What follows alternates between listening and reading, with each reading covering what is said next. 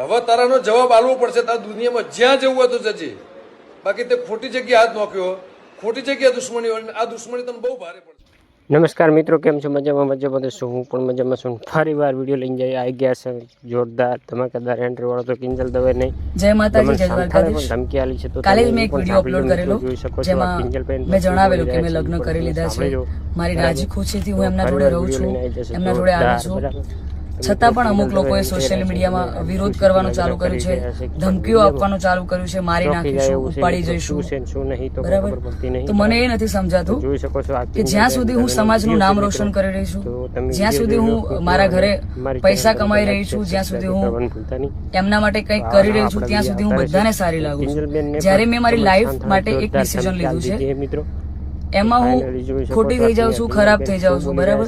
અને એને લઈને ઘણા બધા લોકોએ એવું બી મૂક્યું છે, સમાજવાળાઓ લોકોએ, કે ભાઈ અમે દીકરીઓને ઇન્સ્ટાગ્રામ, ફેસબુક બધું યુઝ કરવાનું બંધ કરાવી દઈશું. તો આ નિયમ ફક્ત દીકરીઓ માટે કેમ છે મને એ નથી સમજાતું. આપણા દીકરાઓ જયારે કોઈ બીજા સમાજની દીકરીને લઈને આવે છે ત્યારે આપણે બધું એક્સેપ્ટેબલ હોય છે. જયારે એ જ કાર્ય આપણી દીકરી કરે છે ત્યારે આપણે એના વિરુદ્ધમાં જઈએ છીએ. તો મને એવું લાગે છે કે અત્યારે તમે એકતા કરી રહ્યા છો, બહુ સારી વાત છે, સમાજ એકતા કરે છે, પણ તમે લડવામાં નહીં, સમજવામાં એકતા કરશો તો વધારે સારું રહેશે. બાકી તો હું કાયદાકીય પગલા લેવાની જ છું. અને આ બાબતે હું આપણા વિધાનસભાના અધ્યક્ષ શ્રી શંકરભાઈ ચૌધરીને વિનંતી કરું છું અને આપણા ગૃહમંત્રી શ્રી હર્ષભાઈ સંઘવીને પણ વિનંતી કરું છું કે મને આમાં સપોર્ટ કરે.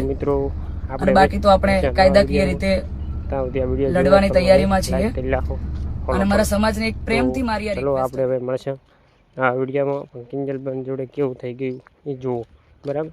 તો ચલો મિત્રો, હવે મળશે નવા વિડીયોમાં. ત્યાં સુધી bye bye, Tata, good bye.